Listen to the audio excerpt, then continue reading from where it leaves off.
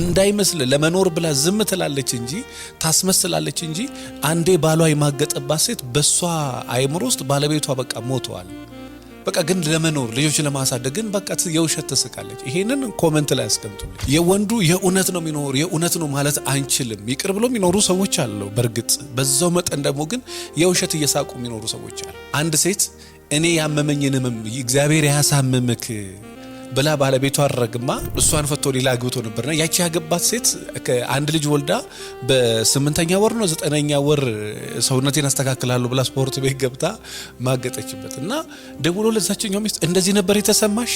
እኔ ስማገጥብሽ እንደዚህ ነበር ያለቅሽው? እንደዚህ ነበር የተጎዳሽው? እንደዚህ ነበር ያመመሽ አላት።